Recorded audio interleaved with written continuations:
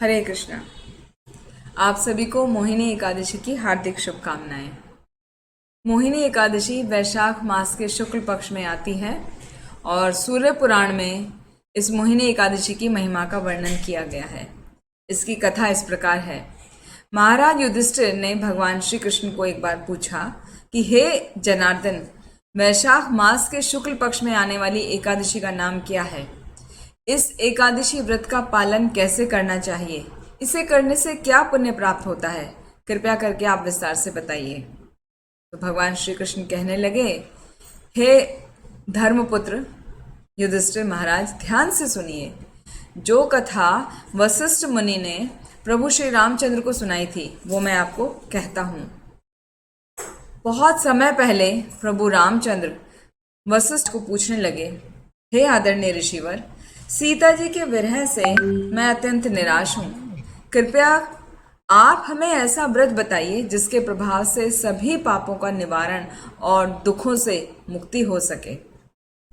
प्रभु श्री रामचंद्र जी के आध्यात्मिक गुरु वशिष्ठ जी कहने लगे, प्रिय राम, आप बहुत बुद्धिमान हैं। आपके पवित्र नाम से ही सभी प्राणियों के दुख दूर हो जाते हैं, उनका जीवन मंगलमय हो जाता है। फिर भी सभी जीवों के उद्धार के लिए आपने यह प्रश्न पूछा है, जो यह प्रश्न बहुत ही प्रशंसनीय है। तो अब मैं आपको इस व्रत की विस्तार पूर्वक कथा कहता हूँ, आप ध्यान पूर्वक सुनिए। वैशाख मास के शुक्ल पक्ष में मोहिनी एकादशी आती है। वो बहुत ही मंगल कारक है। इस व्रत के पालन से व्यक्ति संसार के दुखों से, सभी पापों से और भौतिक भ्रम से मुक्त हो जाता है। ये सभी प्रकार के पापों को हरने वाली और उत्तम है। प्राचीन काल में सरस्वती नदी के किनारे रम्य भद्रावती नामक राज्य था। धरतीमान नाम का राजा वहां पर राज्य करता था। चंद्रवंश में जन्मा यह राजा बहुत ही सहिष्णु और सत्यवादी था। उसी शहर में धनपाल नाम का एक वैश्य रहता था, जो बहुत ही पुण्यवान वैष्णव था। सभी लोगों के कल्याण हेतु उस भक्त धनपाल ने नगर में अनेक धर्मशालाएं, हॉस्पिटल्स, बड़े बड़े मार्ग, पाठशालाएं, बाजार और भगवान विष्णु के मंदिरों की स्थापना करवाई थी।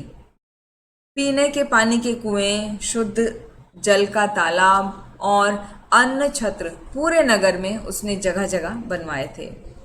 तो इस प्रकार सभी लोगों के कल्याण के लिए उसने अपने धन का उपयोग किया। इसीलिए उसका जो नाम था धनपाल, वो अपने नाम को सार्थक कर पाया। और उसका स्वभाव बहुत ही शांत था। वो शांत रहता था, सबके हित को सोचने वाला था, सबके ऊपर प्रेम रखता था। और इसके धर्मपाल के 5 पुत्र थे। उनके नाम हैं सुमना, द्युतिमान, मेधावी, सुकृत और धृष्ट बुद्धि। इन सभी में धृष्ट बुद्धि बहुत ही पापी और दुराचारी था। बहुत गलत कार्य करता था। दुष्ट व्यक्तियों का संग करता था, व्यभिचारी था, पर स्त्रियों का संग करता था, पशुओं की हत्या करता था, मांस मदिरा का पान करता था। और इन सभी पाप कृत्यों से वो पापी अत्यंत दुराचारी बन गया था। अपने परिवार के लिए तो वो जैसे कलंक था। देवता, ब्राह्मण, बुजुर्ग और अतिथियों को कभी आदर नहीं देता था, हमेशा पाप में लगा रहता था। एक दिन मार्ग पर वैश्या के कंधे पर हाथ रखकर उसको घूमते हुए उसके पिता धनपाल ने देख लिया, तो उन्हें बहुत दुख हुआ। उस दिन उन्होंने धृष्ट बुद्धि को घर से बाहर निकाल दिया और धृष्ट बुद्धि अपने माता पिता, भाई, रिश्तेदार, वैश्य समाज, इन सब से अलग हो गया और सबसे तिरस्कार उसको मिला। पिता के निकालने से धृष्ट बुद्धि घर के बाहर जाकर और ज्यादा पाप कार्य करने लगा। और उसने अपने जो वस्त्र पहने हुए थे वो उनको भी बेचकर जो धन मिला, उस धन को भी पाप के कार्यों में लगा दिया।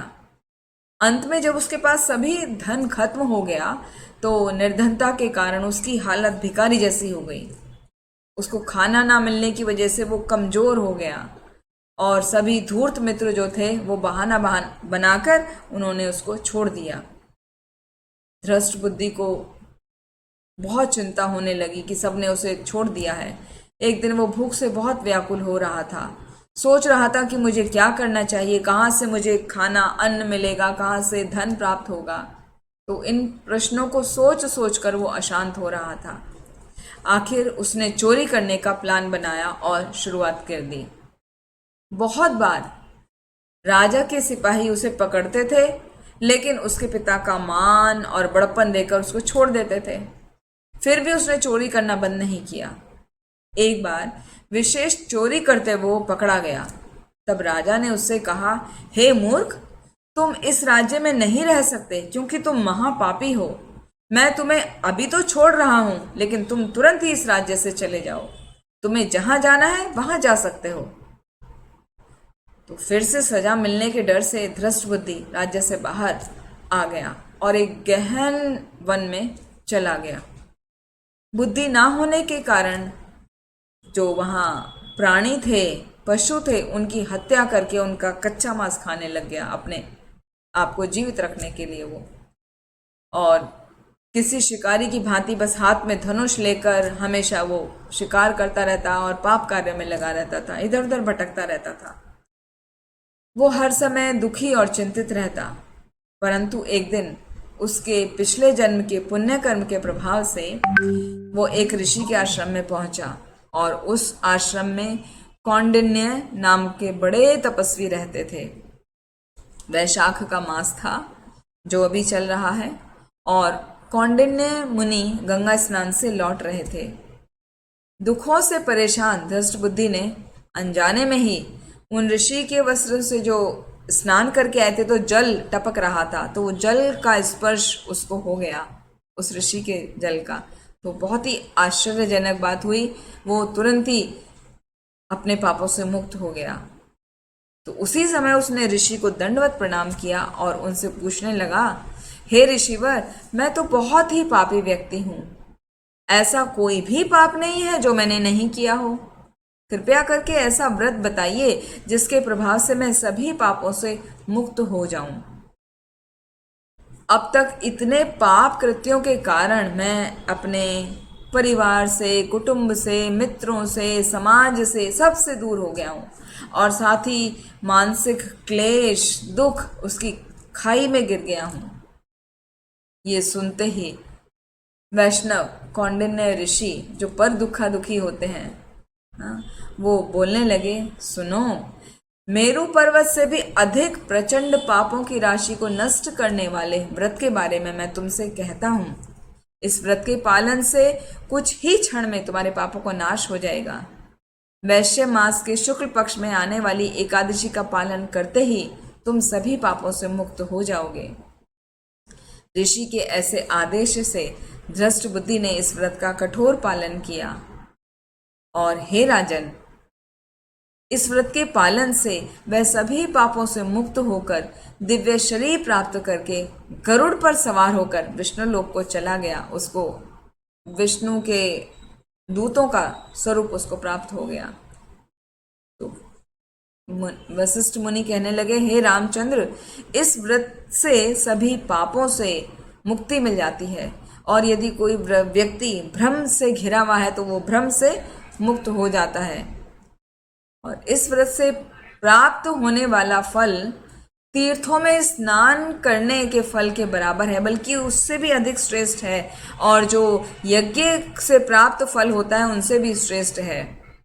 और इस व्रत कथा को पढ़ने सुनने से सहस्त्र गोदान का फल मिलता है। तो इस प्रकार ये आज मोहिनी एकादशी की कथा संपन्न हुई। आप सभी का बहुत बहुत धन्यवाद। आप सबसे आशा है सभी मोहिनी एकादशी का अच्छे से पालन करिए और इसका लाभ उठाइए। हरे कृष्ण कृष्ण कृष्ण हरे हरे, हरे राम राम राम हरे हरे। हरे कृष्ण।